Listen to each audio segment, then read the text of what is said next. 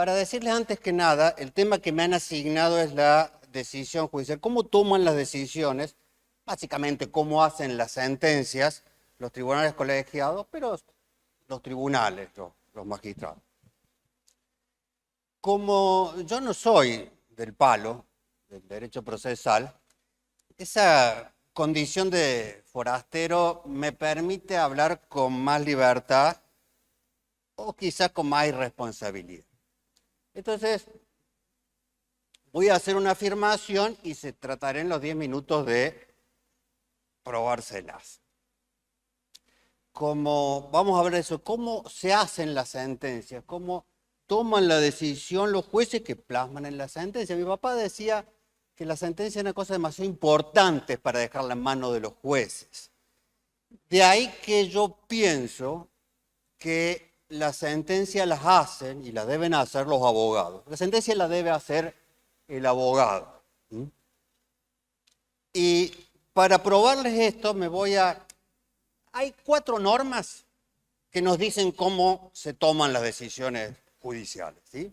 Una en el derecho de fondo, el artículo 3 del Código Civil y Comercial, que dice los jueces deben decidir los asuntos bajo su jurisdicción por una decisión razonablemente fundada. Esa norma es un mandato, dice los jueces deben resolver. Parecido a lo que decía el Código de Vélez, que era un poco la decía, no pueden dejar de resolver sobre pretexto de oscuridad o insuficiencia de la ley. Hoy la norma del Código Civil dice los jueces deben resolver.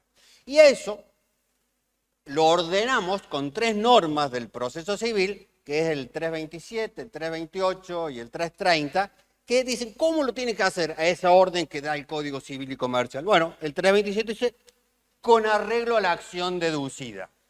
¿Y cuál es la acción deducida? La que procede de los hechos expuestos en la demanda, en los alegatos, en la contestación de la demanda, y para reafirmar o consolidar esto que decimos, el 330 dice, toma como base la exposición de los hechos contenidos en los escritos de demanda y de contestación.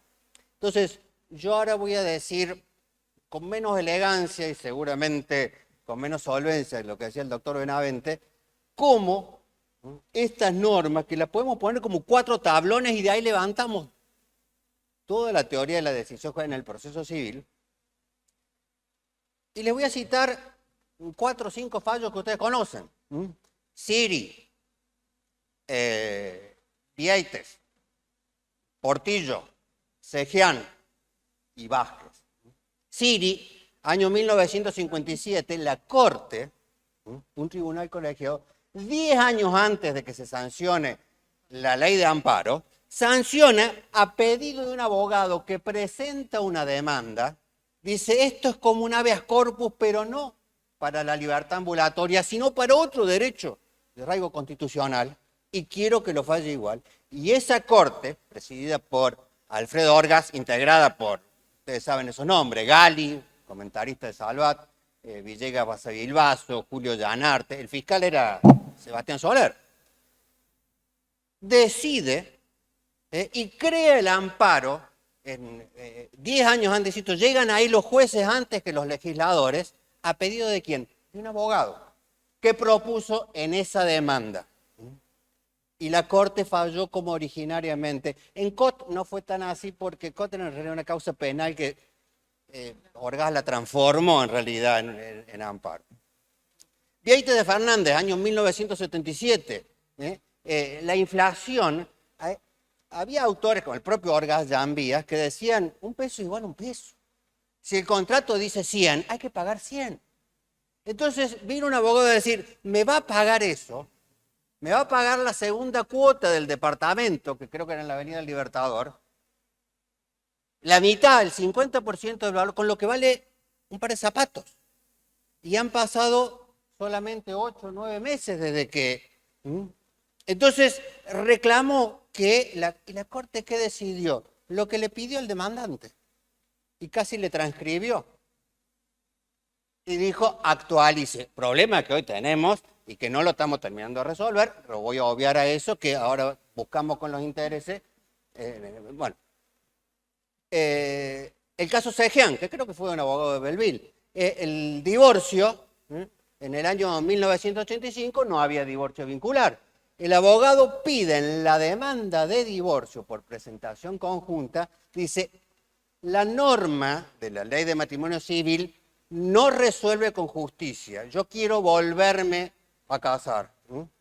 Y termina la corte diciendo, un año antes que saliera la ley de divorcio vincular, diciendo, es inconstitucional, y resuelve conforme le había pedido el abogado.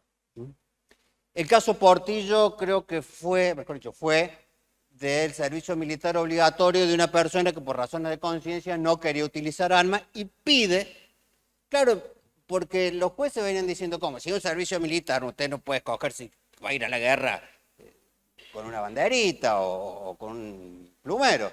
No, tiene que poner.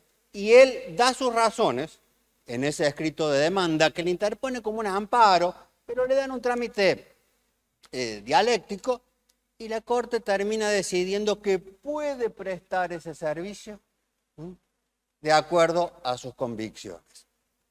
El último que le menciono es el Vázquez, es el derecho a la pensión de la concubina, que el abogado demanda y pide que esa persona que había vivido 40 años y nunca se habían casado, le den la pensión de su pareja fallecida. Y la Corte fue el primero de los casos, luego hay muchos que van siguiendo esto. Pero quiero decirles, luego hay otros que no son del derecho, menciono esto, pero hay infinidad, tienen basta rica en el derecho penal cuando pide que la tenencia de estupefacientes, no se aplique la ley de estupefacientes, sino el artículo 19 de la Constitución Nacional.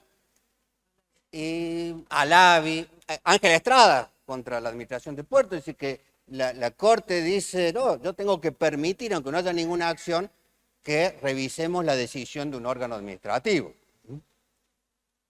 Entonces, en estos casos, y en infinidad más, es la demanda del abogado. ¿Qué es lo importante para la decisión? El 175, el inciso segundo, tercero.